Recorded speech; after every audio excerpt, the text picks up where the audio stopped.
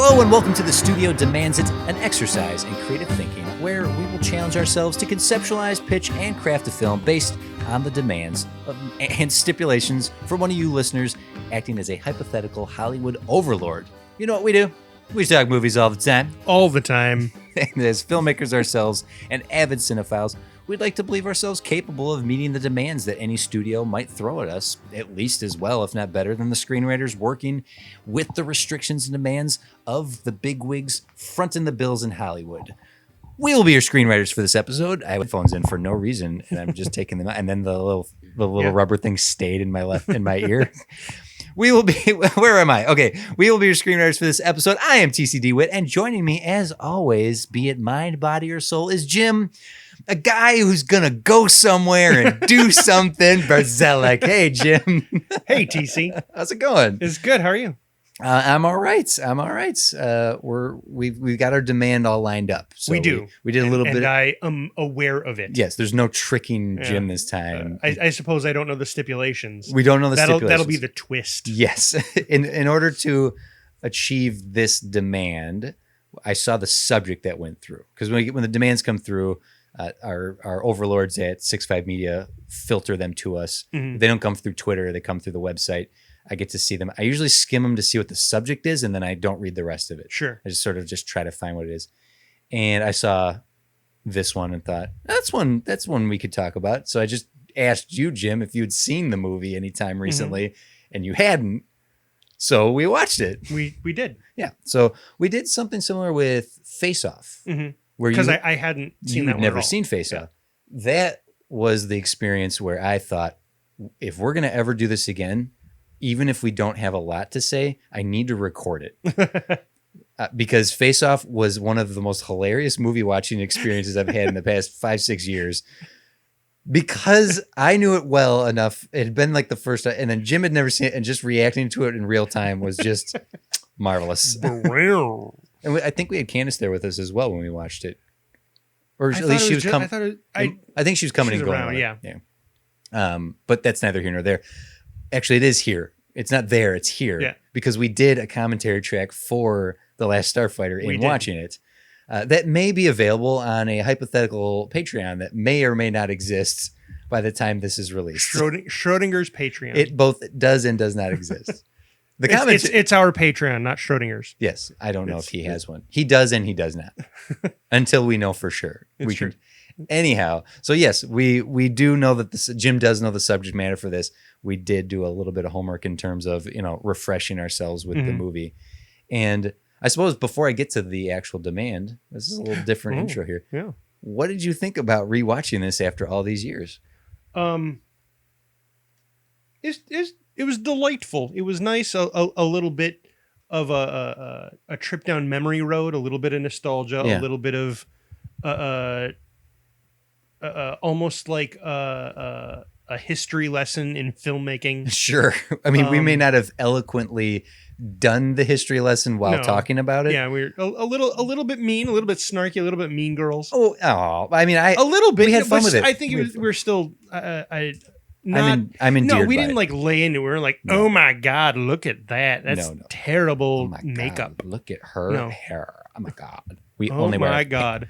Look at that alien. It is so big. It looks like one of them world conquering aliens' girlfriends. Wow. Are we just gonna do the whole song? Yeah. It's I like big movies about space fighters. Okay. So it's one of those movies that I have fond memories of seeing it on TV.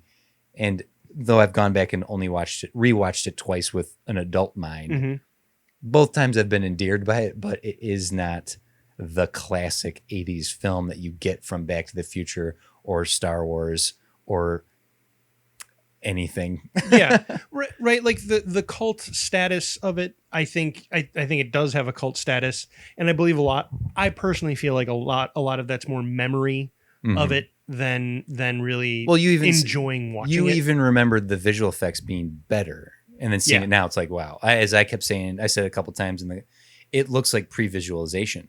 Like when you watch the pre-vises now for stuff, it looks like the peak of CG from 1984.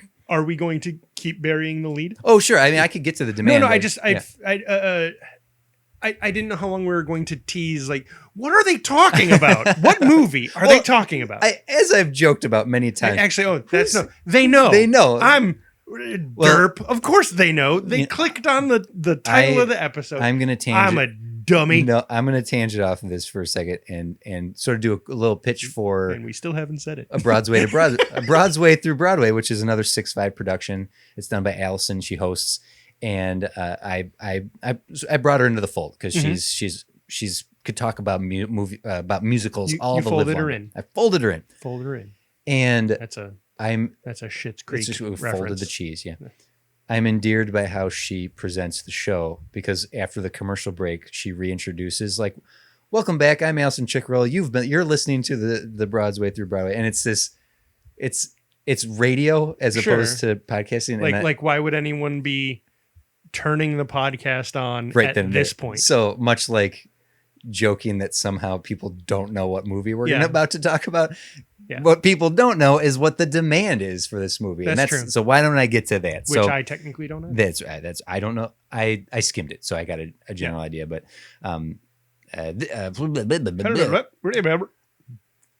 so let's get to the demand for this episode. Our success as podcasters and screenwriters has given us a growing collection of demands from studios literally all over the world. Studios. I got to make you do an episode one of these days so I feel better about myself. You can submit your requests over at studiodemands.com or on Twitter at studiodemandsit. You can send us any demand you like. Remake a movie better than we got. Make a sequel we never got. Make a film that should totally exist. Give us a scenario and see what we do with it. Whatever you throw at us, we have to make something up right here on the spot with zero or very little preparation, recorded live. Name your studio, see if we can handle it. And thank you to everyone who has been submitting.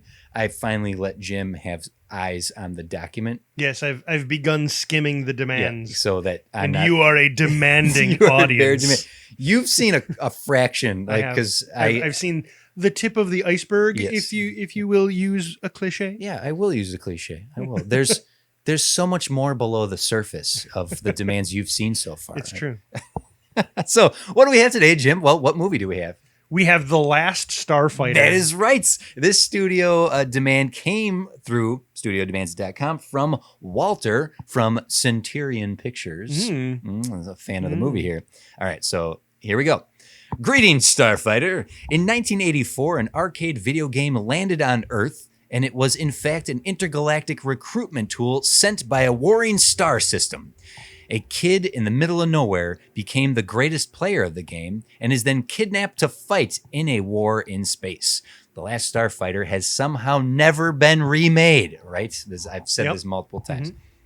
How is that possible? My studio demands that a new fighter is brought into the universe. Maybe it's a soft reboot, a la The Force Awakens, where it's a sequel, but it's also the same thing. Maybe it's a series. I hadn't considered that.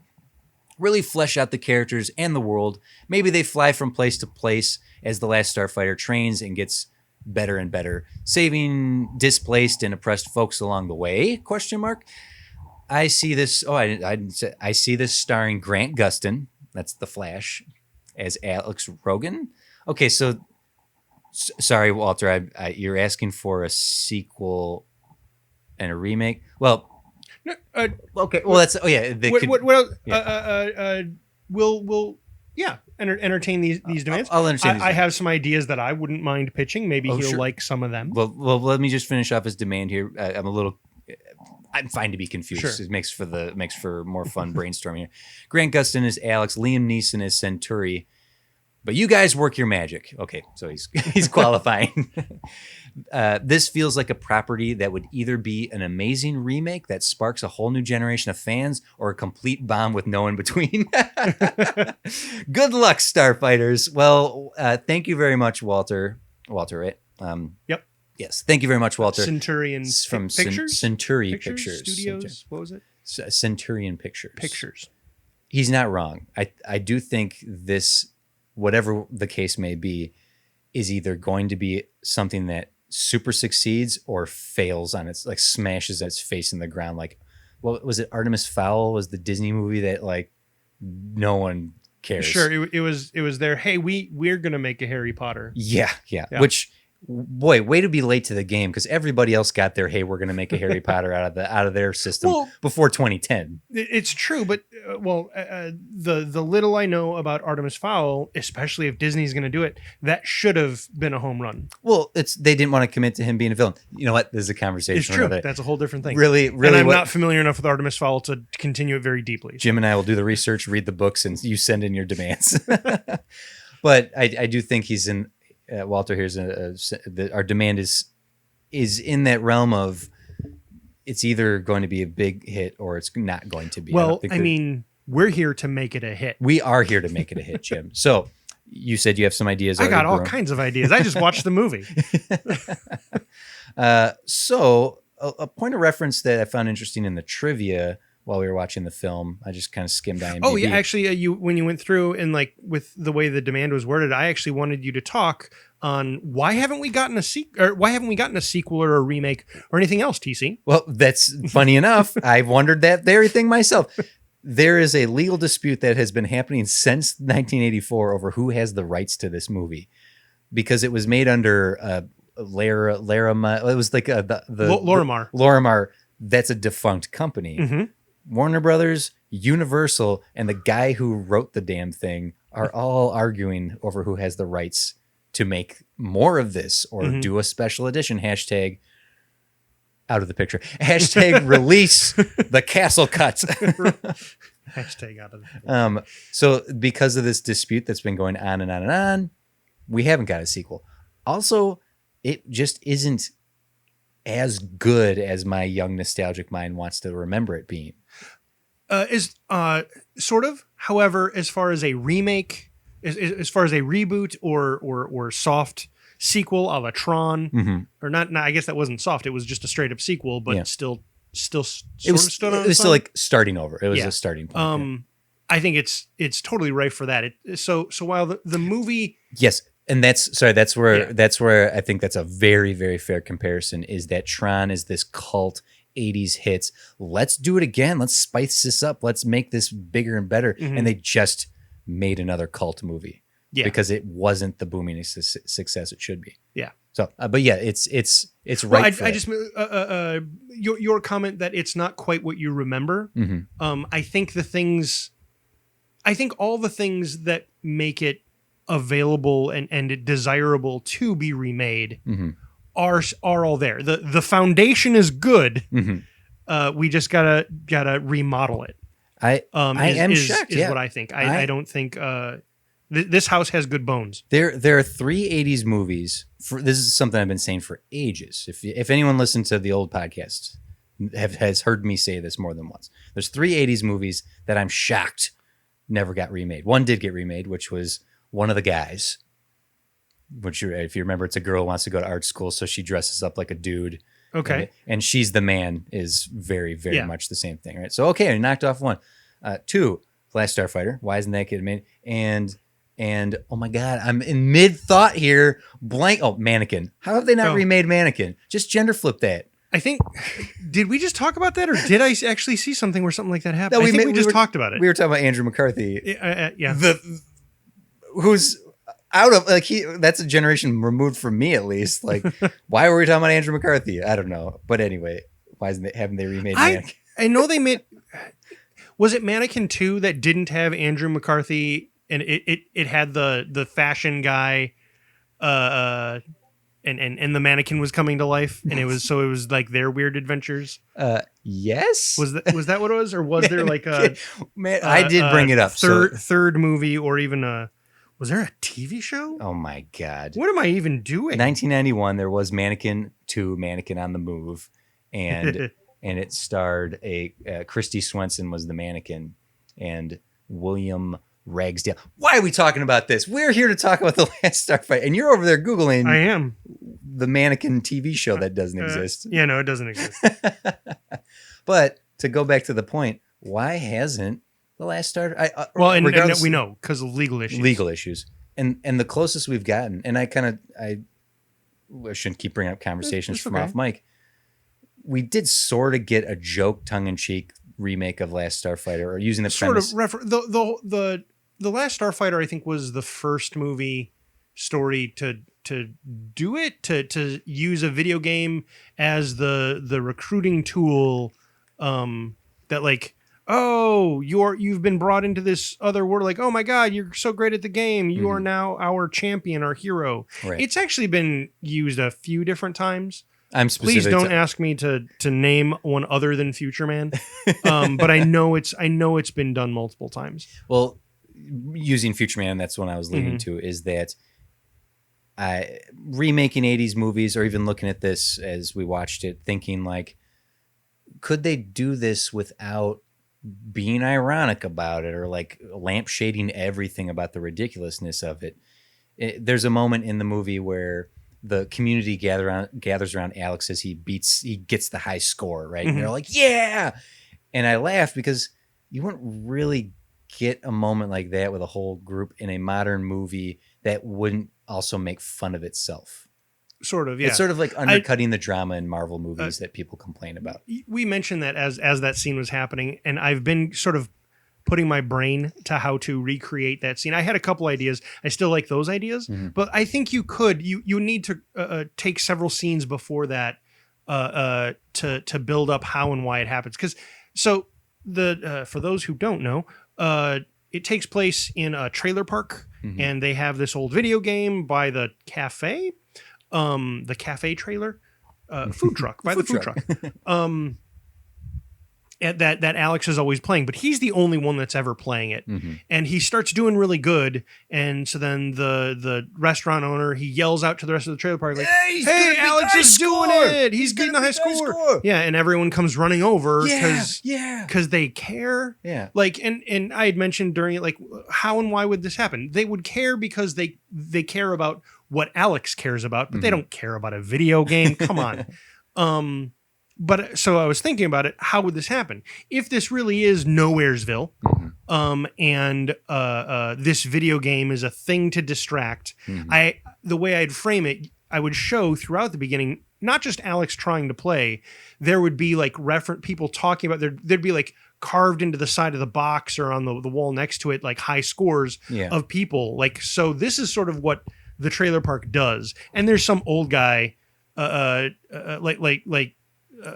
of big burly guy, make him right, who has the high score, and he's like, give it up, Alex, you're never gonna beat, or someone says you're never gonna beat Bob's score, right. And he's like, I still gotta try. And then so that happens, and so to suggest everyone in the trailer park gives it a shot. So even if they're not video game people, it's still a thing the community sort of comes around to try doing. So then when it starts happening, when he starts doing it, that's when like, and I'd also not set it like in the middle of the night when no one's around. It would be like people are more around, right? In the afternoon, And so there would be excitement, like, hey, we've played this game for 3 or 4 years. We all have played this game, and he's doing it. Oh my God, he's doing it right now. We were all here, and now we're here, and someone yelled to like a few more people, not everyone. And so that's how a crowd, some of the community comes. And I like this. I think let's move this into how we're going to redo this, because I think you said something that could totally work for this soft reboot sequel. Okay. If that the high score on the box that has been beaten is not, I mean, Alex's name could be second. It could say Alex as the number 2 spot and Lewis is number 1. And he's the one, it's 40 years later. He'd be 50-ish. Sure. Right? If Lewis is the little brother in the original, if he beat that score and no one ever came back to retrieve him, and he's been disenfranchised from the magic of his brother being lifted off into a rocket off into space, and he's the old man who runs the diner now. And that's probably better. I was gonna say that feels a little cliche, but that's probably better. Where I started going, I'd rather just get this out there and then come back to it.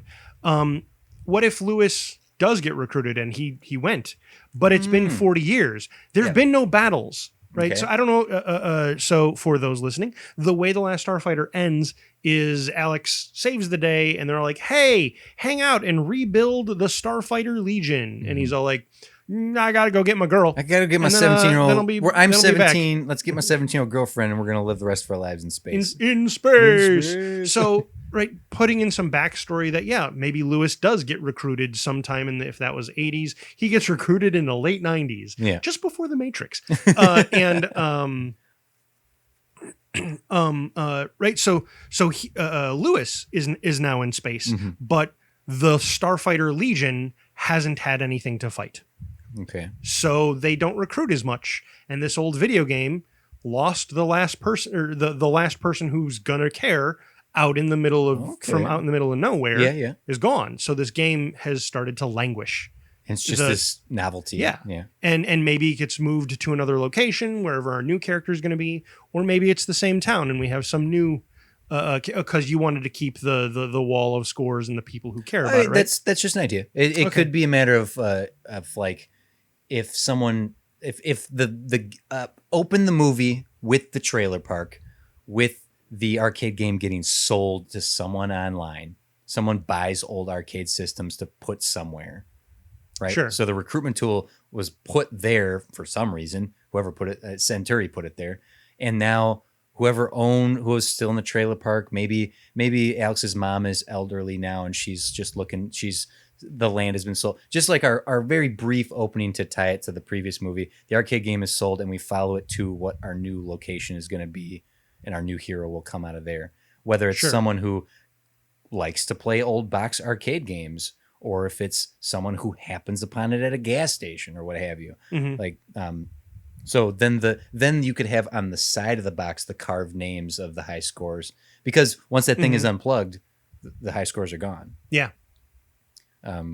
So then although as an intergalactic recruiting tool, it might stay. That might actually be an exception, and the scores would stay. And it could be the first clue that something's up with the box. Like if whoever gets it at the new location plugs it in, is like, whoa, what? The high scores are still on here. What? Yeah, plugged it in. They must program those in. Those aren't real high scores. They just program them in so people can beat them. You know what I mean? Because normally it'd be straight zeros. Well, I mean, if we're gonna go all the way with, like, if it's this sci-fi space device, honestly, it'd probably have a power supply all its own. That's what I'm saying. Technically, it would be programmed to quote unquote turn on when somebody quote unquote plugs it in. Yes, they're quote unquote. But having that moment of like, whoa, the high scores are still here, because then you can have the new location and a character who is fascinated by the old 80s arcade games, how novel, and also being obsessed with the fact that I bet these are the high scores of whoever had it before. It was unplugged. Those high scores would go away. Why is my dickhead characters always like Brooklyn? It's fine. The high scores went away. A small anecdote. I'm running a role-playing game that takes place in a pseudo-Victorian world. It's supposed to be very Peaky Blinders. Yeah. And all of my thugs, that's my phone. Okay. All of my thugs sound like cheesy like New York. Hey, the high goons. scores. Hey, we're all goons. We're all goons here in fake London. Yeah, we're in fake London. Forget about it. London, oi, I don't know. Mate. Cheeky. No, that's Australian. It's so, yeah. Gov. That's forget about it. Forget about it, Gov. Gov over here with the govern and the tea. Give me some tea. Plugs in, the high scores are there, and there's a little dispute over just a little comment. Like, no, those are just programmed in. Those aren't real high scores.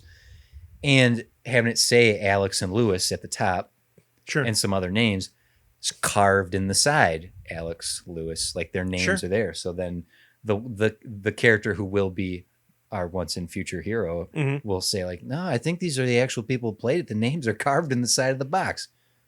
Oh man, she didn't say there was damage on this box when I bought it. I'm gonna have to paint over that. Sure. Little things like that. So that gets us to a new location. That gets us, the history is still there. So yeah, I think Lewis being whisked away and not being there, then we literally have no one remaining unless it's the mother. That's sort of my intent. As far as a soft reboot, I like looking at Tron is like, oh, it's the son of Tron. Right. I don't want to do son of.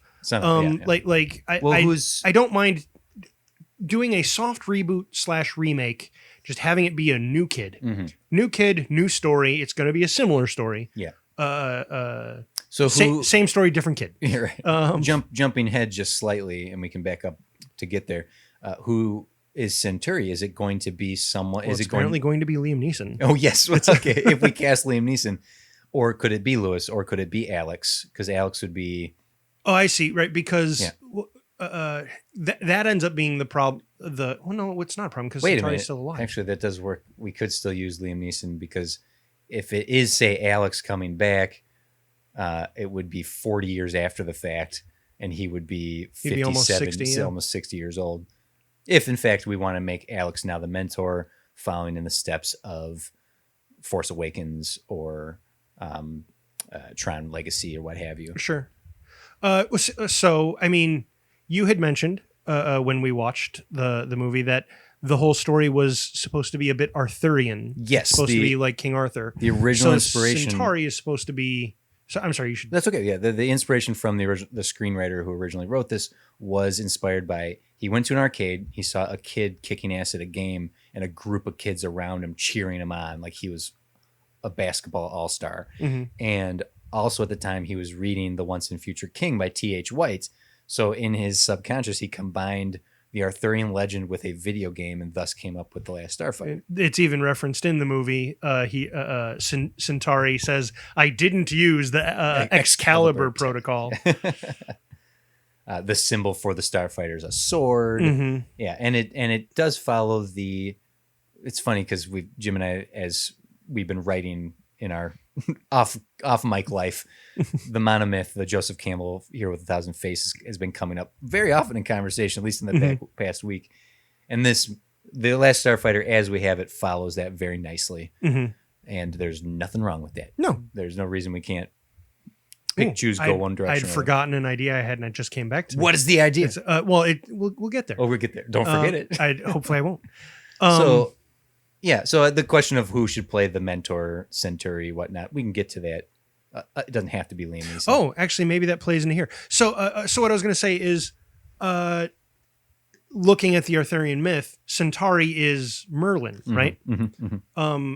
Right at the very end, we didn't talk about it too much, but the sort of parallel to Wizard of Oz, I also think is interesting. It doesn't quite work the same because in that case, Centauri would be the wizard, but then because of the way he recruits, he is also Glenda the Good Witch. Yeah. Well, so it falls. The monomyth archetypes are transferable. So Sure. The shade in the monomyth is the betrayer.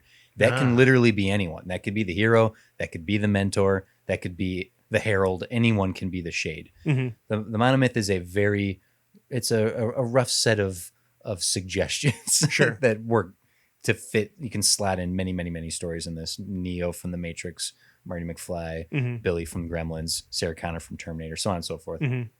So the wizard and Glinda being yes, that can all work. So don't worry too much about that.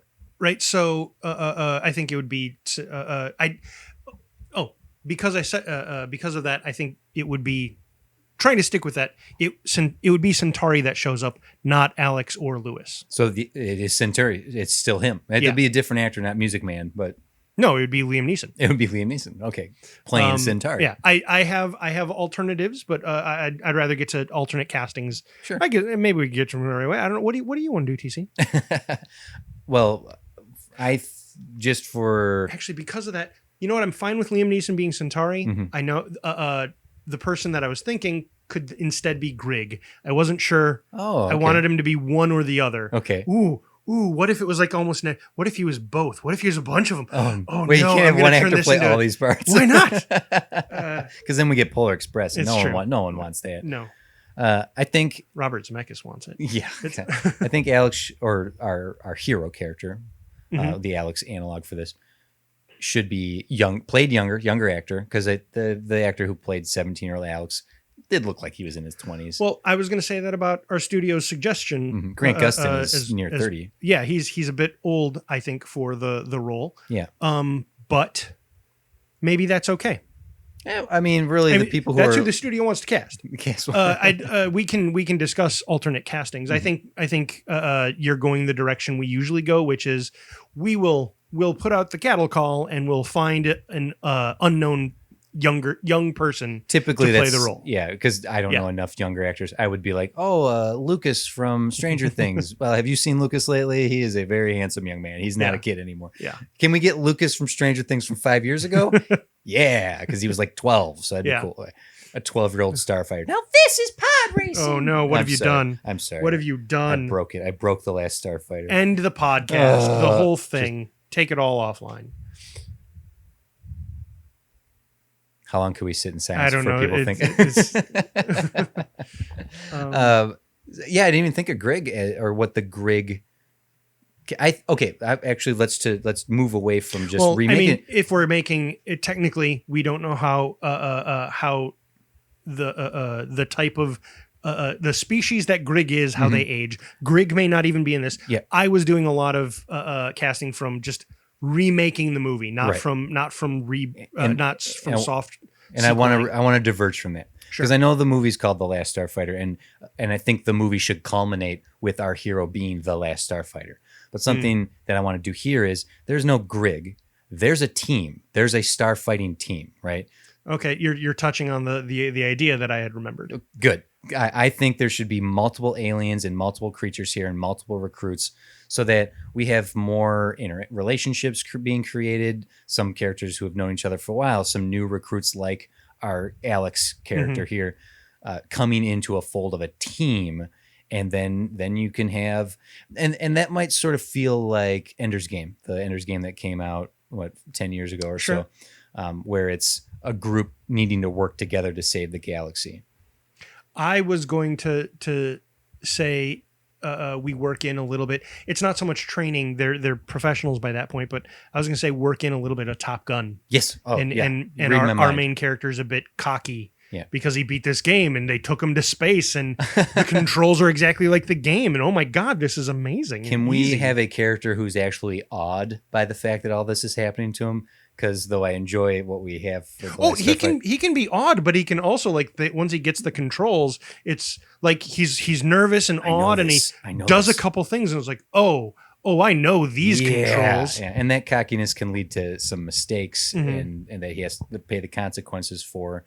And then overcome in order to unite as a team and save the day. Yeah, because like Alex in the 1984 but then, you build in an Iceman rival. And, exactly. Yes. Yeah. Alex as we have him is very much like, what do you mean I'm in space? This is crazy. I don't want to fight in a war. All right. You know what? Let's do it. Like, come on, dude. You just got whisked away millions and millions of miles. React. So, right. That was all the warm up. And then he did all of the beta.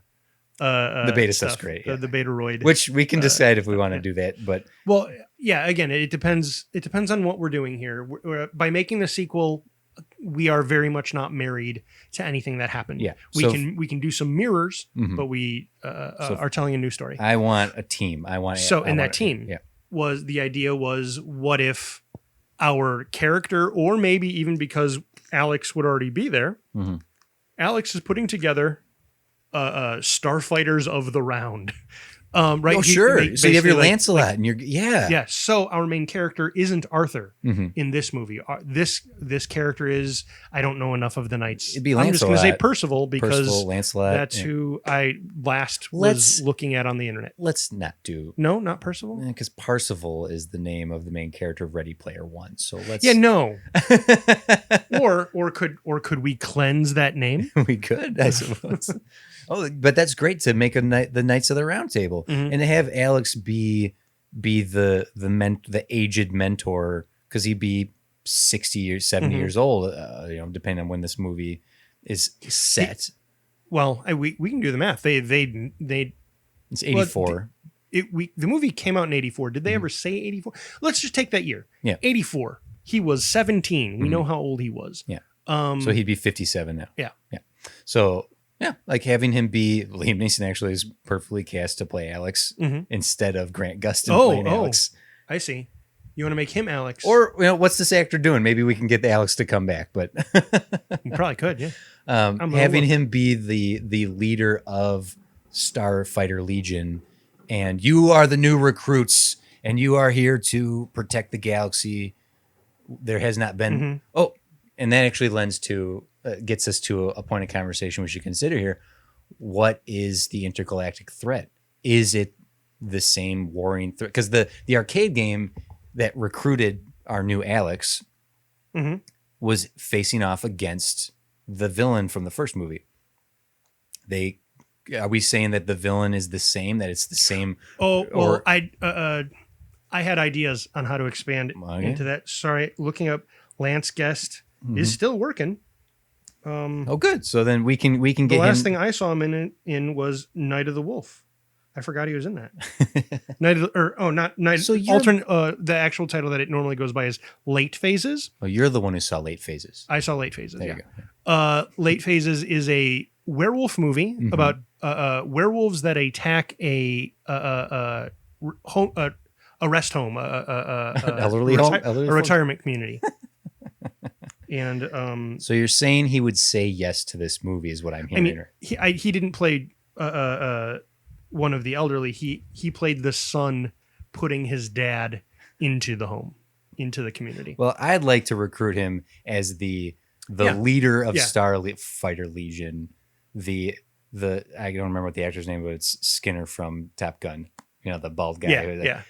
You're a what was his name in Back to the Future? Skinner. Oh, Skinner. Yeah. Strickland. Oh my God. What kind of asshole am I that I can't remember my favorite movie? It's Strickland. The biggest kind. Oh, God. No McFly ever amounted to anything in the history of Hill Valley. History's going to change. Okay.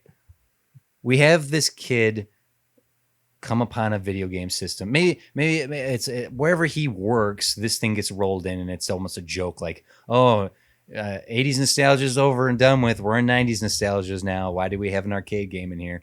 Well, whatever. He starts playing. The guy actually, what if he almost Marty McFly style interns inexplicably for this guy who's kind of pseudo rich or whatever, and he collects arcade games. Mm-hmm.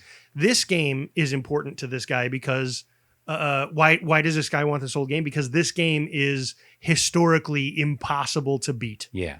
And that's why it's important for video game history and why he wants it in his collection. And our character, the way he's Marty McFly, is he's hired to help curate this dude's like private arcade library. Okay. Now, I realize that's sort of cutting out the whole community thing. It would basically be him playing alone in this dude's vault. I don't want to do that. I don't want to have like a Sure. strange Willy Wonka vault system here. And honestly, the community aspect that we got in the first one, though I do enjoy it, I want it to be more about the team. Like once he gets into space. And because we want to put that many people in there, I think we need to get away from Earth pretty fast. I don't think we can have. So I do want to do one thing.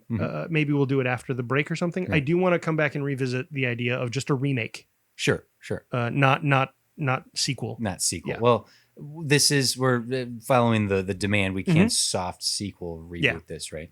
And I think that getting him off Earth and dropping Beta in the replacement version of himself lets us do that stuff again, where if his boss. Okay. We can have a few fun things with that. With the direction we're going, I see doing a lot less Earth stuff. We drop Beta in once or twice. We revisit. Yeah.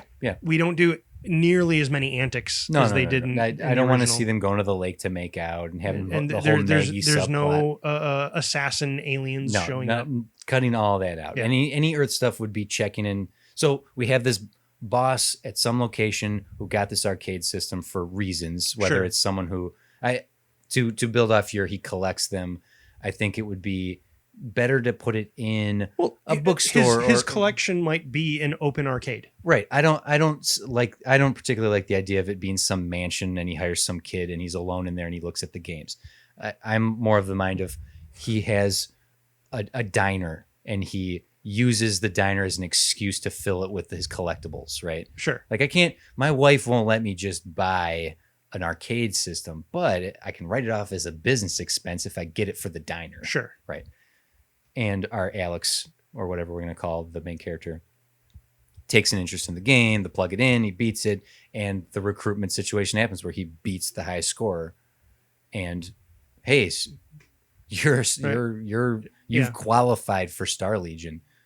What are you talking about? Let's hit the stars. But and then once he's gone and dropping Beta in, you're right. Only check in 2 or 3 times to see Beta at the bookstore or the diner or the coffee shop, wherever this might be, and interacting with people and being sort of weird, just sort of off. Not the super obvious, like I said, I love your human pizza. I mean pizza. Like none of that. That's not happening. Yeah. And then get him in space, get him on the star. Like we see Alex meet all the other people who beat the recruitment tool. Yeah. And then they're all killed. Yeah. Not in this. I'm saying keep them around and let's play some Top Gun. I agree. Okay. Right. And that's why we do a Knights of the Round type thing. They're all Knights of the Round table. Yeah. Maybe they would. Yeah. But I don't know what the name. Alternatively, we can discuss the villain after the break. Yeah. You're saying just doing a remake. What would you do differently than what we're doing now? So I'd set it in a trailer park again. I'd have a lot of that. I'd do the whole, the entire community. It's not because they love video games, but this is the challenge that everyone tries to do, right? Like, everyone plays a little bit. Like, I don't get a very high score, so I don't play very often, but everyone gives their shot. And so then Alex, the whole scene we described 20 minutes ago. We can make that happen if I feel it because I would want to do other things. I'd want to keep the Betaroid stuff. Mm-hmm. I would change a few. Lewis would actually find out immediately that Alex is not that he's this replacement. Mm-hmm. So we would get scenes of Lewis trying to teach Betaroid how to hide or how to be Alex. To Lewis's advantage. Stop picking up the back of the car. Things, humans aren't that strong. No, Alex could totally pick up the back of the car. Okay. Right, things like that. Alex does all my laundry. Yes, he would totally do stuff like that. And then we get the assassin aliens coming in, and I really like the idea of calling them hammerhead pigs. I don't know. That was awesome. That remark I made while I was like, hey, did you see a hammerhead pig? To make it, good contemporary modern America, I would bring in the community more. There would be a bunch, they would be attacking all the time, and they'd catch on very quickly. What is this, Alex? This monster is trying to kill you. What's going on? And so it'd kind of come out like, Alex is a robot. These are aliens trying to kill him because the real Alex is gone. And they're like, oh, what? Everybody get your guns. And so then there'd be this tiny little comedic subplot about this trailer park being besieged by hammerhead pig aliens and the town just slaughtering them.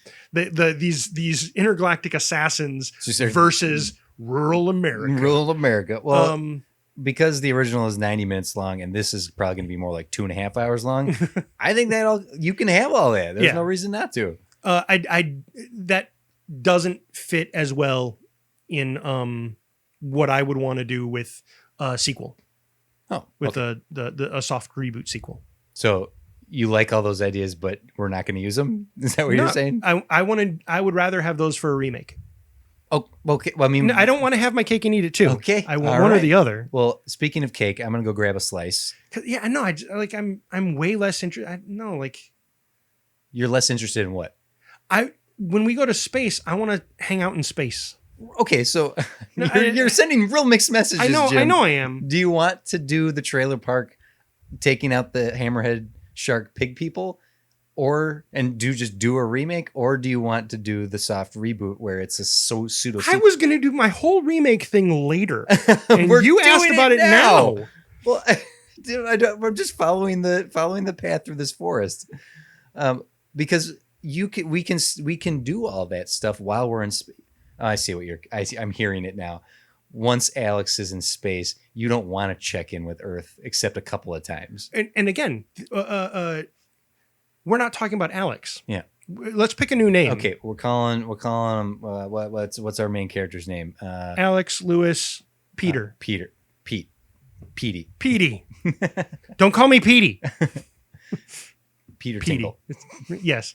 Right. So Sam. Let's go with Sam. Sam. Okay. What? Alex is a gender neutral name, so Sam's a gender neutral name. Great. There you go. So Sam. So yeah, I don't want to have a literal copy. I don't want to Xerox Alex's story with Sam. I want Sam's story to be different. Right. So having him be cocky, having Sam be like confident, and having a training in space, and having space adventures with aliens and all that. I want to spend more time with that. And I don't coming back to Earth and having it be this rural community going through a similar thing that Alex. I don't know that just. I'm not, but I do like it. I do think there's something, but not. I mean, fine. No, I like your ideas, Jim. I'm saying, but also we lose the little brother, unless you want to parallel that too. Does Sam also have a little brother, Lewis? A little sister. I don't care about the little sister. Yeah, a little sibling. That you want to do that? You want to? Okay. And taking advantage of, you're shaking your head at it though. It's because that it feels.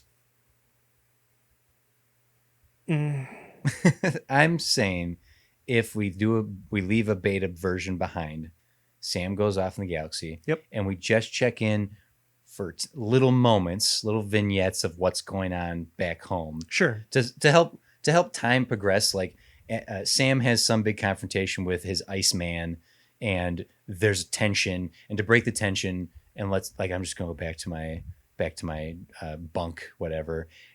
Let's just check in with Earth so that a little bit of time can pass out in space, and we check in, and Beta's going through a vignette of silliness of assassins trying to kill him. Yeah, instead of or her doing big full on action sequences and having this big long drawn out subplot of what's still happening on Earth, we check in at key moments in that, right? So, okay, you ever see The Incredibles? Yes. The Pixar Incredibles. They released a short of what happens with Cassie, who babysits Jack.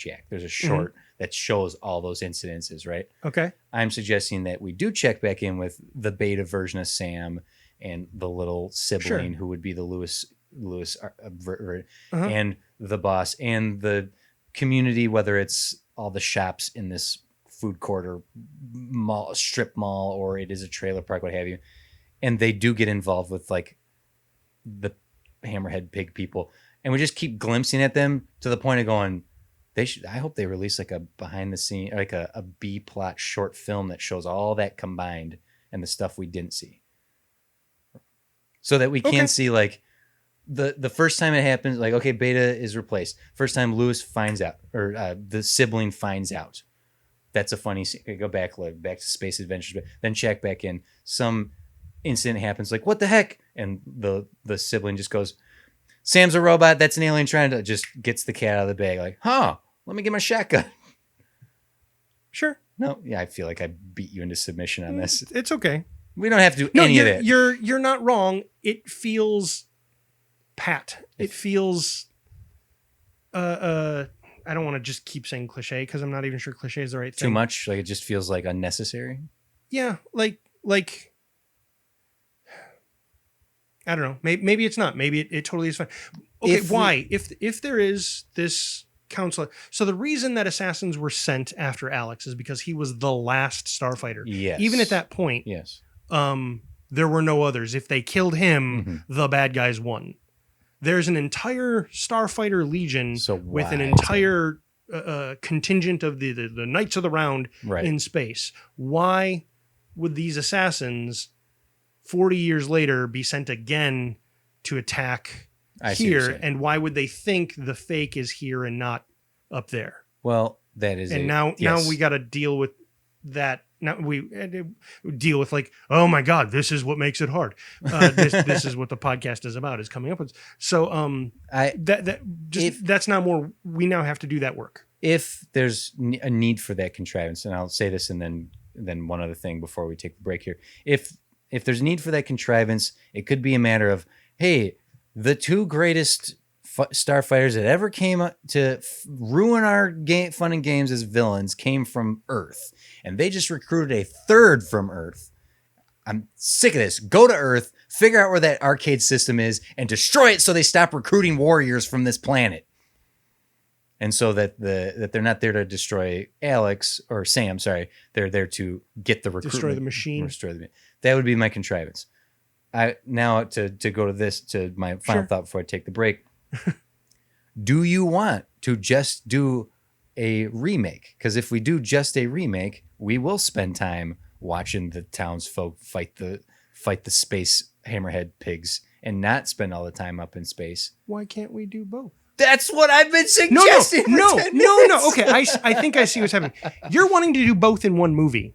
Yes. I'm wanting for us to craft and pitch two separate possible movies. Okay, I'm sorry. It's okay. Mostly because a remake would pretty much follow the movie beat for beat. There's like almost nothing wrong with the story as it is. Just make the visual effects better. Update the dialogue, right? Update the tech to make a little more sense. Like the video game isn't sort of a contemporary thing. Like this arcade game is an old device. Things like that. And then it's mostly about talking about how the fun frills of a remake of this, right? And casting the main characters of Alex, Centauri, Grig, Maggie, things like that. And I know, again, we don't normally cast a lot of people. So, for example, in the sequel version, I don't think Grig would be in it. We would get a bunch of other aliens. We get a bunch of other aliens. Or if Grig is in there, he's a high up ranking dude. He doesn't go out and he doesn't go in the fighters and stuff. He's like almost like a general type guy who's going to be in the background and have very little lines. He's not going to be a big part of the movie. In which case I wouldn't want to use my casting for that. You're really disappointing the Grig heads. I know. Yeah. But if it was a straight up remake, I would cast Jack Black. Oh, that's a very interesting casting choice. I would want Grig to be very turtle-like. Not Dana Carvey. I'm a turtle. Master of disguise. Called hit over here. But I'd let Jack Black. Originally, I was thinking Jack Black as Centauri. I think would be a lot of fun. Let him do, because I really liked how I forgot the Music Man. Music Man. Was almost this Carnival Barker type. Just a con man. Yeah, why would this 17-year-old kid ever listen to this? You beat the video game. Come with me. Come with me. Get my car. Climb in the car. You're almost there. To space. Hooray, you're going to be a hero. But Jack Black I can doing see that. Jack Black doing that and it being so much fun. But if that can be Liam Neeson, that's fine. Also, Jack Black as Grig, I think would be a lot of fun. Having Jack Black. Okay, Jack. Did you see his recent, he did a Hulk video, during COVID, he's the Hulk. I saw his Captain America one and I saw his Hulk. Oh, I didn't see the Captain America one. Right. So let him be a turtle man and more this is turtle. why you were like, oh, he could play all the characters. Yes. I would make Jack Black his sidekick turtle man. I want Jack Black to play Centauri. Right? Yeah. Right? That's really good. That would be my alternate casting for Centauri. I think we should use. It's not Centauri. It's it's just the Centauri's replacement in the recruitment is played by Jack Black. He's the one who shows up and just. As far as the sequel goes, I mean, it's the same character. He just has a different face. Yeah. Because Centauri puts on a fake face. It's a blue alien with red eyes, right? So it could be Jack Black. It could, and Jack would do an amazing job with that scene as well. Taking his face off. Whoa! It's all right. It doesn't hurt. Putting it back on and be like, "Is everything straight? Is everything on my eyes crossed?" And they would be crossed and mushes his face around. To yes, fix it 100%. Yes. Yeah, he's in. Jack, you're in. Sorry, Liam, you lost your part to Jack Black. It's probably not the first time that's happened. All right, let's take a break here. When we come back, we need to figure out our villain. Okay? Okay. All right, so let's take a break. I said something about cake earlier. I'm going to get you some Doritos. What's cake like? They're Dorito cake? Dorito cake.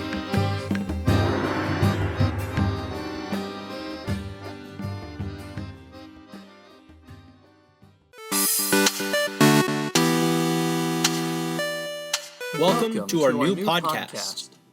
Welcome to our new podcast. This isn't working. Agreed. I think we're going to have to do it turn by turn? Well, now that you mention it, we are a brand new RPG video game podcast. Our very existence hinges on turn-based gaming. So join us on the Turn by Turn podcast, where we'll be talking about Pokemon, Fire Emblem, Golden Sun, Shining Force, Mother, and so many more. It's your turn to come and join us.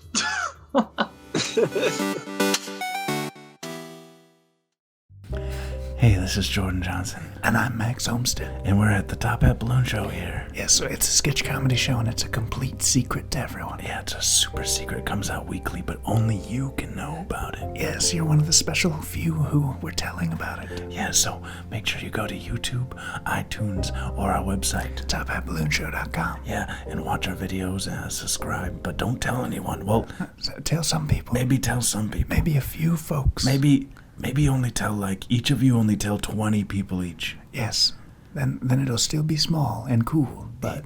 Yeah, but it's a secret, okay? Yeah. It's a secret. Keep that in mind. The secret Top Hat Balloon Show, okay? Goodbye.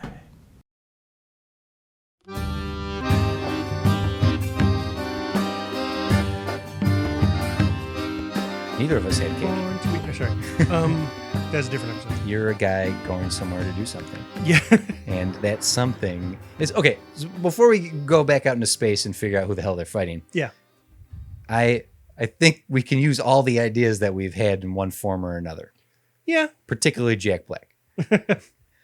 I understand now what you were trying to say about not once we're in space, you don't want to go back to Earth and deal with all that. Also because as we start talking about the bad guys and doing stuff with our main character and our large supporting cast, there's even less time to come back to Earth. It becomes less. This is what I think would be worth doing. In this scenario where we're developing a sequel as opposed to just straight up remaking what exists, because you know what, we could do that. We could remake exactly what it is with very little difficulty, because as you said before the break, it's just a matter of fixing the little outdated elements, whether it's visual or dialogue or what have you, right?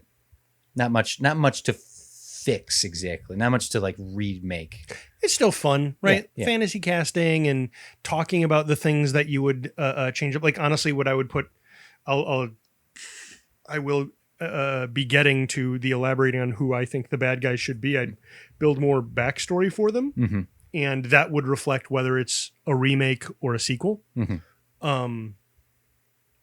Which then ends up reflecting in the costuming and the makeup, and exactly how those aliens appear, which ends up informing the larger setting. Okay, well, I am interested to hear that, but I would suggest this for doing the soft reboot sequel situation here is that in the end, when Sam returns to Earth to basically say goodbye to his family or whatnot, when he shows up, they've clearly gone through some stuff while he was gone. They took care of the bounty hunter. Sure. They, talking to this, what happened? Oh, this hammerhead, big looking guy came to try to destroy the box, the arcade game, but we took care of it. Okay. Well, what did you tell her? How'd you know I was gone? Come on. Where's Beta Sam? One of the characters who goes, I knew right away, is the dude who knew last. Yeah, it's I knew. Yeah. The last person to find out. They complained even why am I always the last to find out? So the first one to chime in I knew right away. I told everybody. Beta Sam survives, but it's missing half of Beta Sam's face. It's Sam. Hey Sam. Oh my God. Oh my God. What happened? Hammerhead pig people. What do you expect? So then it would be well, they certainly had an adventure while Sam was gone. Oh, that reminded me of a detail that I would want to build into how Betaroid, but in just a bit of dialogue, he talks about because in the original movie, Betaroid starts as this amorphous humanoid that then has to take on the look, the form of who he is replacing. I'd want to have him talk about the uncomfortableness of the shape and suggest that, because we would get a glimpse of the as you described it, the wet marshmallow with blue eyes. That is much closer to its normal shape and how it prefers having the no shape. The freedom. Yeah, like the this is so constricting. How do you guys deal with epidermis? So there was an unseen adventure. So maybe the production would allow us to shoot the adventures of Hammerhead Pig Shark dealing with these townies and reporting back like Cassie and Incredibles, like, sir, there's an old guy and he's got this double-barreled projectile thing and he blew my arm off. I don't care. Get them. All right. There's a little girl that's really obnoxious. Oh God. So who's he reporting to? Let's talk about villains here. Okay. So in a more contemporary setting, I think we've all explored the notion of cosmic horror and the things from outside the universe, Yes. which is what they suggest here, right? In Last Starfighter, I forget the name of the bald-headed white people that run the space program. Right. I forget what they're called, but they explain that, all of this are known space. We put a big shield. It's the and frontier. That's what they call it. Basically, that's the known universe, and so the bad guys are from outside of reality. And I'd actually lean into that outside that shield. It's not just a shield with more stars and stuff and galaxies outside that. Literally, they are outside of time and space. So they're sort of like, do they not have tangible forms, is what you're thinking? Sort of. So then when they come into space, so one thing I noticed looking at the aliens that they had in the movie, they had this weird sort of twisted, like literally twisted, melted look to them. Yeah, they sort of looked like aged wood, like driftwood. Oh, almost. sure. I didn't think of that. Yeah. That's pretty good. But they all had, like the two general guys standing there, they had a very Dominion from Deep Space Nine look to them, but all the minions were different. Like half of them looked like the bar guy from Deep Space Nine, but with helmets on. And then when one of them got the helmet off, he had these weird, ugly bug eyes, and suggested. What I like is that it suggested that all of these, sort of like Betaroid, these are not their natural shapes. They've taken these shapes because they're similar enough to the beings that they're trying to take over. They're very, they're bipedal. Like we must take bipedal form because that's the natural form of the beings in this. So their shape from outside of time and space, they are strange, amorphous blob monsters that twist into these humanoid forms to please their minions that they are going to take over. And that lets us play with some really fun things. That means we could do things like their humanoid shape is almost like, imagine a sock puppet on your one hand, and then you know how your hand comes out of the bottom of it and is the rest of you? What we see as the person alien is just the puppet of a larger monster. Slipped over the monster. Something like that, yeah. And so they all try to take this humanoid shape, but they're all just slightly different. Sort of like, and maybe even they move like they move strange, like Edgar from Men in Black. A little bit of that, yeah. Your skin's hanging off your bones, Edgar. Oh, is this better? Kind of like that, and so I'd play with that, going along with that notion that they're from outside of time and space. We've inside. In time, space time, 40 years have passed. Outside, we could play with that. No time has passed, and they it immediately picks up where the last one's failed. To them, at least, or way more time has passed, so they're way more advanced now. Well, just aesthetically, they'll have to look way more advanced. But I do like the idea that time means nothing to them. But I'm going to say this, take it for what you will. Time means nothing to them. Space means everything to them. And that's what they're trying to do, is contain space. They're trying to collect planets and material and mass. And if time means nothing to them, but physical space means everything to them. So they got a real estate scheme. Nice. Listen, I really like 1977 Superman, and it's really important to me that all villains are land developers. Because what's their motivation? I actually, they just wanted to get in and take over. 78, by the way. I said 77, and I feel bad about that. You should feel bad. Sorry. I knew you'd figure that out. I knew you'd remember, so I didn't want to scold you. Thank you. Rude of me. I knew you'd be hard enough on yourself. Quark's the one who owns the bar in Deep Space Nine, because you said the bar guy earlier. And... not that he owned it. He's going to the bar all the time. Oh, Morn. Yes. Which is just Norm. I don't know if you realize that Norm from Cheers is Look more. at that. Anyway, what's the motivation of these guys? So I like the idea that they're outside of time. They want to twirl their mustaches. Yeah, they just want to build conquer a couple more things into the setting here. Sure, please.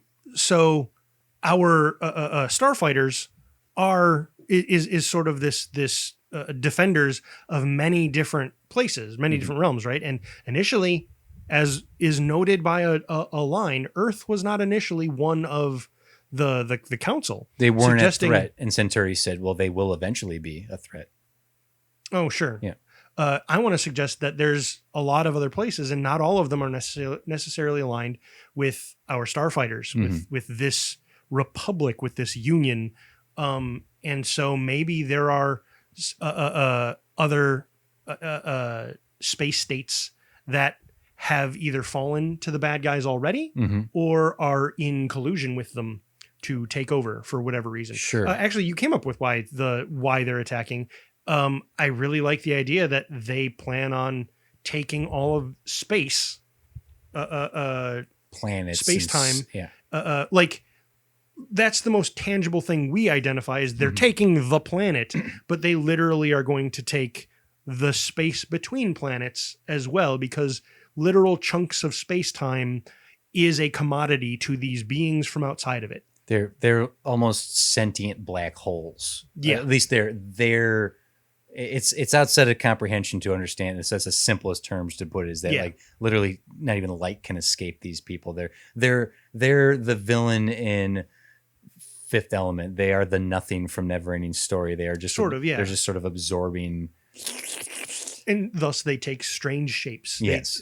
In order to at least attempt to communicate, they become these sort of uncomfortable to look at, Cronenberg-esque aliens. Like, hello, human. We have come to conquer. Is my visage pleasing? No. And so it's just essentially a take over the galaxy, take over the universe villain. Do we have we need like a main bad guy, a villain to defeat, like the commander of this force? We can recycle the bad guy from the first one. It was the son of the commander. He got dragged away. He got dragged back like he was going to be executed because they took his skin. so it's not him. Yeah. It's a monster wearing him. This guy looks familiar. I do. Of course I do. My plan is working. And so as an idea, that's one way to go. We don't have to go that way. We could do something else. Well, with the tradition of movies like this, the first movie, it's the Death Star. It destroyed the thing, and then the bad guys are stopped, or at least held off for now. I don't know enough of the Arthurian plot. Mordred and Morrigan or Morgana. Yes. I don't fully know their motivations and what they do. They're evil. They don't like the same thing. They just want to twirl some mustaches. They just want to twirl some mustaches. Okay. They are. Oh, that's another thing. I wonder if we're going to play around with Centauri, or if we're going to make Centauri. I want to make Centauri more. I want him to be more than the guy who recruited our main character. Like, that's the other reason I sort of want to build sort of some like places, some almost government kind of things. I want him to do almost like a Gandalf kind of role where he's like, yeah, I'm here. I'm you have my divided attention. Yes. So I'm helping you here, but I'm also off doing other stuff, playing politics. Here. I'm moving unseen pieces. Yeah, I like that he would be, because he really did seem like a character who was plugged into things more than just I made an old video game. And I caught a kid. Yeah. Yeah. Yes, come into my. I caught him. I caught another one. Yeah, I like that he would be. I think it'd be interesting, particularly imagining Jack Black playing this character, that he somehow is just so well versed in politicking and communicating that even when the device that gives them their communication ability to speak the other languages doesn't work, he can communicate. He's this spokesperson for the Starfighter Legion. Like, honestly, it would be kind of cool, even if there even was, like Gandalf, like a scene where he gets captured by the bad guys, and the bad guys like, we know we can't we can't destroy you, so we will contain you. And then he does a clever thing to somehow get a message out or escape on his own. And that's why he's taken out of commission. Something like that. Because essentially, filling the mentor role and being who he is, following the Arthurian legend, he's Merlin, and Merlin's magic. Merlin can do stuff that no one else can. So giving him his own little subplot, like Gandalf getting captured by Saruman and then getting away in some capacity. We have the overwhelming threat of the villain. We have the Starfighter Legion that's going to fight them to hold them back. So in that one was specifically they were making a hole to then come in, and the Starfighters fought them from coming in. Yeah. That's, I think, another reason to give them internal allies. They already have armies building to either side of our starfighters to attack them. The enemy is already within. Yes. Yeah. So even that having gives us a few fronts. Like, we got to fight off these enemy armadas, and also now the bad guy is busting holes. Yeah. Stealing space, right? Like, we could actually have a nice red matter scene where from Star Trek 2009. Yeah, where we see some destruction of stuff. If we want to do full up Death Star where we see a planet destroyed, or it could be fun to do like a whole solar system where we see like they destroy a star and we see that destroy the planets that orbit it, and I don't know, and gets sucked into the void, the nothing, the black hole that is this force coming through. Having the group of them, like the group of our starfighters, go up against the big ship, right? The ship is like pushing through the void, through the frontier, and it's like, we need to stop this thing before it breaks through. So we have to blow it up, and having that whole victory, they destroy it, right? And it's like they blow it up, and it seals the wall, and they can't get through. And it's like, our Sam character saves the day by going rogue, and he goes Maverick on that, and he saves the day, right? Meanwhile, like leaving the rest of his team in the dust. Sure. The big ship is destroyed. The frontier has been protected. Doesn't matter. Turn around. There's a whole armada of ships from all of the villains. Okay. That's the actual final battle. Like it's like a seeming like, wow, this final blow up the big thing was a little easier for this. Like, is this the end of the movie? Oh no, our bad guys have actually collected multiple battle crew. So it's like blowing up the Death Star. Oh, end of the movie. Turn around. Oh no, it's the end of Return of the Jedi. We got way more stuff to fight. Right? You see what I'm saying? Like, and then we have a big space battle. Well, is that what you're saying? Having the armada appear, Sam has gone rogue and like actually hurt at the detriment of his team. We see the armada help we'll call them the frontier, destroy a system, and they are all witness to this. And then it's the low point of the story where Sam realizes, destroying the one ship didn't mean anything. We have to destroy them all. And they've collected all these. We need to work together. I realize this now. The only way we're going to stop them is to stop all of it. You know what I mean? Like, I'm just trying to, I'm sort of broad stroking. I'm trying to imagine, like, I'm not saying it can't be done, but I'm having a hard time seeing this spectacle of a giant ship get destroyed and then turn around and be like, and now you have to fight 100 small ones. No. Not it's escalation. an armada. It's an armada. It's not a bunch of small ones. Not a small one of that, but just I'm. It just doesn't seem as we blow up the Death Star. Yeah. And our handful of X-Wings escape, but now they have to make it through a blockade of 6 Star Destroyers. That in one way is cool. Mm-hmm. Trying to imagine that is that actually cool? Like If- we've seen the Death Star blow Right, up. right. If it's not the Death Star, let's say it's whatever's trying to break through the frontier. Okay, I hate to go here, and I really hate to use this as an example, but I'm totally going to do it. Okay.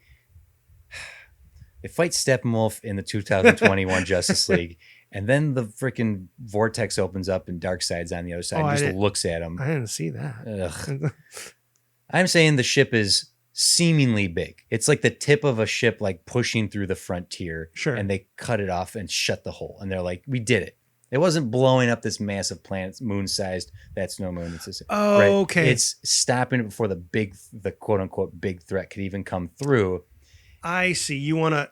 Okay. So he goes up. They go up against a bunch of little Starfighter villain TIE fighters while trying to close the void. And Sam's full. Actually, isn't that a no? I guess the whole army came through in Avengers. They didn't. Yeah. Or no, there was a really big monster. Oh, sure. That they just prevented from coming through, right? Well, no, there was just more Just of too many more. Shatari coming through. Yeah. Yeah. And they closed the hole before more can come through. So it's the ship is just pushing through. Sam says, screw it. I'm done doing the piddly dog fights. I'm ditching you all. I'm cutting through all this. I'm going to blow up the wall or whatever's cutting at the device that's letting him cut through. Boom. I did it. I saved the day. And turn around. And it's like his team has been crippled. And here comes battle cruisers galore from all the inside villains. Right. And then they need the scene to recover and have this hero speech that says, look, the Armada just trounced us because we weren't working together and they are on their way to the central systems. We need to catch up to them and stop them here and now. And we need to do it together. Okay. And so then when they go after like all the battle cruisers, there's more dogfight. Like, so it's that first big battle is actually small by comparison, and it comes down to Sam having to once again be the one to like be the last Starfighter, but this time because they worked as a team, essentially getting the blessing of the group, like, go Sam, you got this, we're fine, we'll be okay back here, go, and more or less being prepared to sacrifice. Sam is prepared to sacrifice himself to save the entire galaxy by destroying the core of whatever the void machine is, right? I see your gears turning. I can't tell if this is a face of distrust or not. I can't either. I don't know I don't know which it is either. I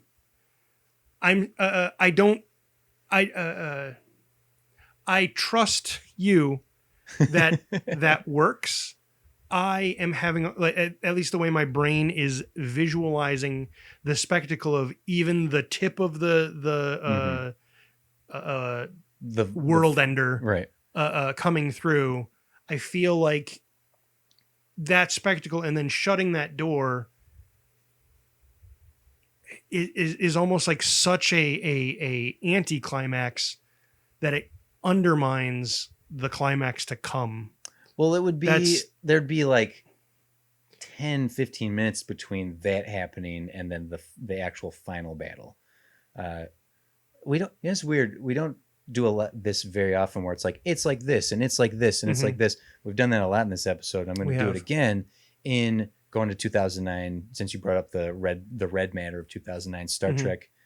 There's Nero's ship destroying George Kirk's ship at the beginning. That big whole space battle opens up the movie.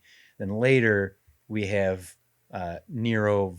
They fly into Nero wiping out the Federation, and Kirk gets ejected and dropped on the planet, and they see Nero destroy Vulcan. I just skipped around a little bit, but essentially they see Vulcan get destroyed, and then they have to find Scotty, and they transport themselves back to the Enterprise to then have the final battle around Earth. So it's basically 3 space battles over the course of that movie. And I'm suggesting watching Vulcan get destroyed is sort of the halfway point, similar to Sam thinking he just saved the day by destroying the void machine. I guess I okay, that makes more sense. I was imagining it like as a false act 3. No, I'm saying it's more like the breaking into the third act situation. Sure. Where it's the low point. just for a reference, then I would want to build in some personalities. The bad guys, the bad guys in this were all in the original were the command ship and then a bunch of faceless fighters. What if we have a Red Baron type character? We have an what do you call it? A nemesis, fighters of their own. I really like equating one to like a Red Baron. I kind of think I have a suggestion who that might be, and maybe it might complicate too much. And Jack Black? No. Yes, Jack Black will play. Or it could be a situation of, I don't want to get presumptuous and say, let's do a sequel. But if there's a little bit of revelation that this Red Baron on the villain side is Lewis. That maybe no, that Alex is like the great heroic starfighter, and Lewis went all the trouble to get there and wasn't. I realized we did talk about how like, oh, Lewis is up there too. What had happened was, I initially thought, oh, Alex is going to be so old, he's not going to lead anything, so it would actually be Lewis in charge. Right. And then we got there and we did the math and like, no, actually, Alex could still be in charge. Yeah. And so then I forgot to do anything with Lewis. It doesn't have to be the Red Baron character, but I do think you're right that the villains need to have some personality too. Yeah, I like, rather than giving him a face and having him reason to take off the helmet, I'd rather just make him an alien Darth Vader. Okay. Yeah, I'm cool with that. If he takes his helmet off, it's a gross looking alien. So he puts the helmet back on. Leave the helmet on, make him look as threatening or whatnot, and just be this lead antagonist that needs to be destroyed. And he has his just like the starfighters are trying to work together. He has a few of his own wingmen, but ultimately even when the starfighters have or whatever planets have fought off everyone else, this lone enemy fighter always ends up winning the battle. Yeah, and it's we have our big threat, this force of nature threat. We have the sort of Edgar Cronenbergs, who are the generals, the voice of the threat, and then their hammer, their tool is this Red Baron character. I like that. That gives us threefold of threat villainy. Yeah, and then therefore some matchups to occur with Sam's team, and a lot of what this comes down to, because conceptually what we've done here conceptually can fit into many different categories of similar films. I would love to see this taken as seriously as possible, as to have the kinetic energy of a Star Trek 2009 or a J.J. Abrams Force Awakens, right? As opposed to the Ender's Game. You referenced Ender's Game, and while I haven't seen it, I've read that, and I've seen trailers, and I know the reaction to Ender's Game. I wouldn't actually want it to like. I don't want it to be like there was a style of sci-fi movies at that time, like Ender's Game, like Jupiter Ascending, exactly. And I don't want that, no. Because it's in it, and Chronicles of Riddick, like in that realm of. No, it feels. Sorry, I had a knee-jerk reaction. I really want to defend Chronicles of Riddick, that's a separate thing. You are right. There's a feel to that you're talking. Yeah. And I don't want that. I want this to have the trick would be to not make this so one-linery, fun and cool that it delves into Guardians of the Galaxy territory. But no, it's Top Gun. Right? Yeah. But I think the general production design aesthetic of Guardian of the Galaxy has the dirtiness, the grit, the dust on the windows. I see what you're. That's what you're going for. I'm just saying I don't want it to be this hyper CG sheen kids movie that's like Ender's Game or Jupiter Ascending, where it's like it's just this. I don't know exactly how to pinpoint exactly what I'm complaining about. But even the trailers alone for those movies, Jupiter Ascending is the one I'm going to pick on. I see that and I go, no, I'm not interested in this, because it has this lack of tangibility. And maybe I'm talking more just production design. Sure. But, what? I think I sort of see what you're saying. I don't know if I see it so colorful, but I think I know what you're talking about. And for the problems the movie has, there are certain things it does really well. I would invoke the look of Valorant, No, not Valorant. That's a video game. Valerian. Valerian. Yeah. I know it's super similar. I might just be splitting hairs at this point. No, but the attention to detail in the aliens and the languages and the production design, the fact that we want to have these Edgar Cronenberg aliens asks for practical effects. We don't want to make a John Carter of Mars mistake or an Avatar situation. Like I don't want to CG all the characters. No. There's going to be a ton of CG in something like this just by its very nature. But movies of this type, especially sci-fi, just specifically sci-fi adventure movies, are not generally appealing to a mass audience. And I think what makes them more appealing is the realness of them. I think Jupiter Ascending fails because of its too much use of CG, and I mean it fails on multiple reasons. But whereas you can the Last Jedi. I know you can bitch all you want about the script, but compare the tangibility of Last Jedi versus the intangibility of Rise of Skywalker. Because Rise of Skywalker has far more use of CG. Look at Rogue One versus, say, Rise of Skywalker as well, where Rogue One and Solo, they feel real, right? Something that was missing from the last Starfighter we got. Just because we're talking about it there, I actually feel Solo doesn't quite have that tangibility, right? And I think Rogue One does. Yeah. I think everywhere where Solo does in spots, but there are definitely spots where it loses. Yeah. It loses it. And I know this all comes down to production design, but I think what we've crafted, the broad strokes we have here, and some of the more specific details, could be harmed by being produced in a more disingenuous fashion. Like get gritty, get dirty, and I don't know. I think I've made my argument for that. I think so. Let's get some final ideas here. Let's kind of like find a place to go with this. He saves the day. The team saves the day. But the frontier is still out there. Like it will never not be. Yeah, and I think that's even a line of dialogue in there. We did it. We stopped them. Yeah, but they're still out there. They will never not be. Yeah. Time means nothing to them. Mm-hmm. So we live to fight another day. But from this point on, we'll do it as a team. But days are what they want. I don't know. I don't. With what we put, I like what we put together. I want to watch what we've put together.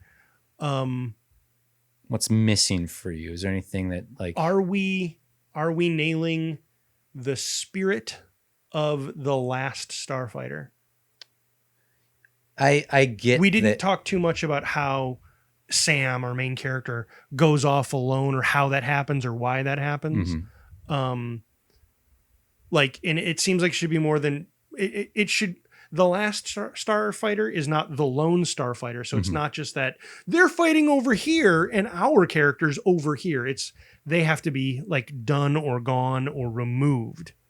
I feel to truly be the last. The bean stands alone, as I've coined recently.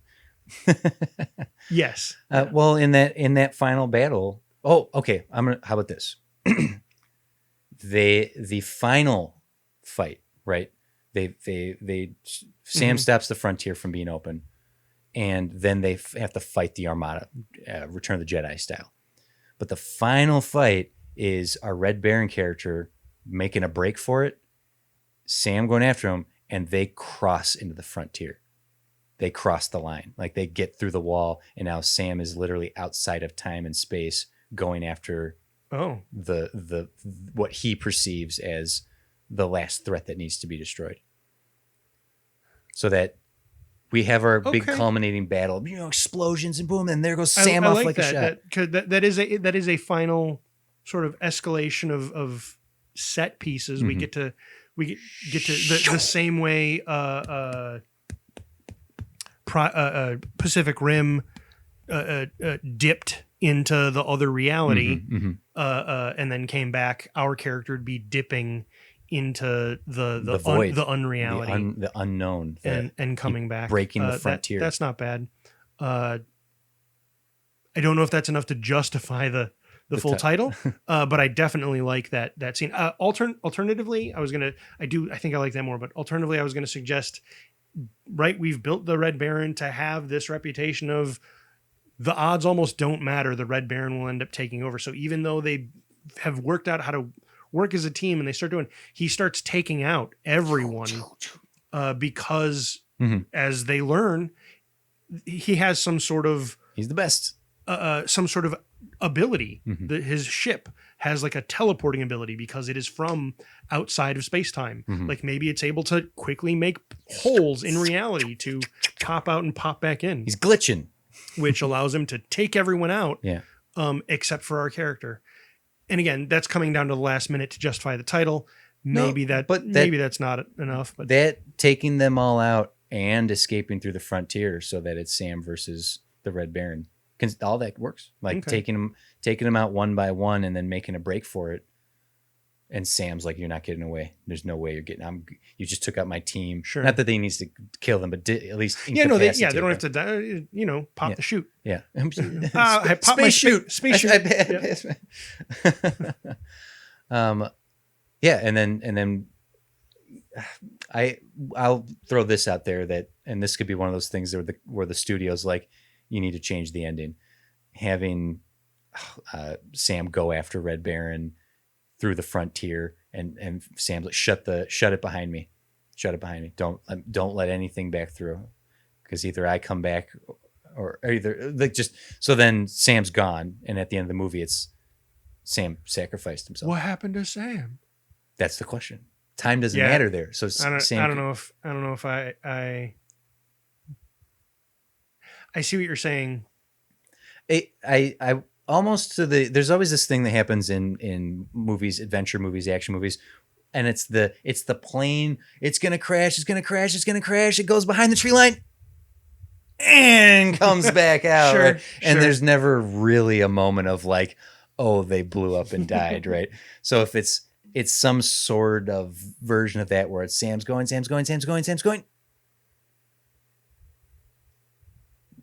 and doesn't come back. You want to crash the plane? Or just it just never comes over the horizon. Yeah. some sort of metaphorical representation, figurative version of that. I don't know. That's just because then Sam's out there beyond time and space and potentially gives us we have a couple options to go to if we decide to continue on this story. See what happens with Sam on the other side, comes back through and decades have passed. I don't know. I don't want to talk about sequel here. I want to specifically talk here. I think to stay true to the spirit of I see what you're saying. I see what you're saying. I would almost want to do that to a buddy character. Like, right, I mentioned Top Gun. What if Goose actually is flying? What if Iceman? Yeah. Iceman. I got this. Like does something to like stop Sam from being the one to sacrifice himself, or Sam goes through and the portal's about to close or something, or Sam does defeat the Red Baron and the portal's about to close and Iceman comes through and kicks Sam back through, and then it closes. So Iceman's caught on the other side. It's gone. Yeah, I like that. Something like that. I know I just said ice. Do an Armageddon. Ben Affleck, Bruce Willis switcheroo. Yeah. I want to. Here's a weapon I want on the ship. It's like a yo-yo technique. Yo-yo from Agents of S.H.I.E.L.D. Sure, yeah. Where it's this like light drive, zap forward, yank back to where you started situation. Okay. Right, and then maybe like, the pulling through would be utilizing that trickaroo, and the Iceman doesn't have it anymore. I don't know. I'm just trying to. I like your idea. Our good guys have that ability. Yeah. It makes sense if the bad guys had, because that's like a time space manipulation. So maybe they've developed a single use drive version of that. I don't know. It's some little MacGuffin thing that could potentially be used. I think to stay in the spirit of the Last Starfighter as it is, Sam is victorious and there's a celebration, and it's more than just 5 people in a room going, good job. Now let's go stand on this balcony and look at the thousands of CG characters in the distance. No, it's a full parade with a Wookiee to roar there. Does Sam return to Earth? No. Well, I mean, if we have the whole caring family back on Earth. I think gotta go back there. Yeah, I think Sam returns to Earth and grabs that arcade machine so it doesn't or leave it there to recruit more, I guess. Or Jack Black goes back to Earth and says this needs to go somewhere else. Like, I'm here to pick up the... Oh, okay, so Jack Black has been this like goofy cartoonish character and you wanted him to play more than one dude.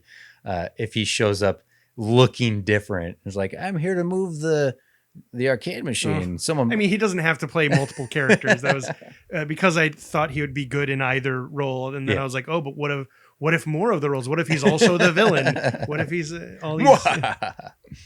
I think, if we're going to return to Earth, even briefly, depending if we have the carrying family or not, I think to stay true to the spirit of the original, he should come back. Sam should come back to just say goodbye. Yeah. The way the screenwriter equated it in the film, it's like a kid going off to college and visiting for the holiday to then go back to school, and the mother having to say goodbye to their little kids all growing up and reaching for the stars. Well, and there was the whole thing started with Alec in the movie. Alex was like, I want to get out of here and do anything with my life. This place is a dead end. And him coming back was showing the people, I did it. Yeah. I got out. And maybe there's something in that if the old man, the person who got the arcade machine in the first place dreams big, maybe isn't in the point where they can go off and fly. But if Sam shows up and goes, hey, these games aren't just games, wink, like your love and fascination for this fantasy that you've put in your head, it's worth it, it's real, something like that. Oh, that was a whole thing that I wanted to like that I wanted it to do different. I don't look at your wrist. You're not wearing a watch. Rather than paralleling the original with the whole, I just want to get out of this town, and which is also why I think shooting the hammerhead pigs didn't necessarily work there. I wanted it to do a thing, a more contemporary story about a kid being told video games is a waste of time, and then being like, surprise, it's not. You did give me a hard time for video game shaming, so yes, I think that's a good idea. Yes, I did look at my wrist to wrap this up. That's an entire rework of the beginning and possibly all the middle bits that we don't have to do. That's the potentially sequel. Potential sequel, everyone. We end with every episode, as we say. Well, I think that we'll do it right now for this episode. Jim and I are going to continue to keep talking about this movie beyond this, so feel free to ask questions or. Again, there's might be a hypothetical Patreon out there where you can hear more conversation about this. Details to come. I'm nodding. Jim's nodding audibly. I'd love to know if we met the demand, Walter. I believe Walter from Century. I think he's going to be mostly upset with our recasts. I'm sorry. He said it didn't seem like. You're right. Okay. He said he didn't I see it as Grant Gustin and Liam Neeson, but maybe you could go somewhere else. Please, I can still see it as. Please let us know if we did all right, if you agree, if you disagree, if we missed something, whatever. So let's do the social stuff. You can find us at studiodemands.com, where you can send us your demand. We're on Apple. We're on Apple. Spotify. Google Play. You can find us on Twitter, Instagram, Facebook at Studio Demands It. Like and subscribe. And if you feel like giving us a little review in your podcast app, whether it's Oople or Google or it was Apple, Spotify, and Google. Yeah, sorry, I'm new at this. You can do it in an app. It's super duper easy, and it really helps us out in the algorithm. You can find me on Twitter and Instagram at TC's Big Head. You can find Jim. Also there. I got a tweet from someone telling me what your Twitter handle was, by the way. Really? Yes. It's Jim Burzelic. Oh, no, I think I know who that was. That was my Instagram handle. Okay. That's your Instagram handle. I have an Instagram handle because we once did a specialty pizza game thing, and you like it was the whole end of it was like put this up on your Instagram and do the stuff like do a hashtag, and so I was like all right I'll do an Instagram for Vampire Pizza. For Vampire Pizza. Hashtag out of the picture. Thank you to 6'5 Media for giving us this platform. Go check out everything 6'5 Media has been creating, including the Broadway through Broadway, which I mentioned earlier, and the Brothers-in-Law. Of course, another Zelda podcast, Turn by Turn, and many other wonderful pieces of content from the 6'5 universe. A lot of amazing content. That's it for this episode. Jim, how you feel? Pretty good. Cool. We'll be back again with another demand to challenge the world. The cinematic world, the worlds. We will be challenging and Bring it on, world. Bring it on, time and space entities who are beyond time and space. Bring it on, Cronenbergs. And I hope that we helped the guy who's been holding on to the rights of the Last Starfighter all this time come up with a usable idea. I hope so. I just hope so too. So I am TC. I am Jim. And this is how last. This is pod. Is the last. It's not the last. The last podcasters. This is the end of the episode. The last. The end of the episode. We're trying real hard to be bad at this. What are you talking about? We are in it. No, we're actually quite good. We were avoiding ending it cleanly.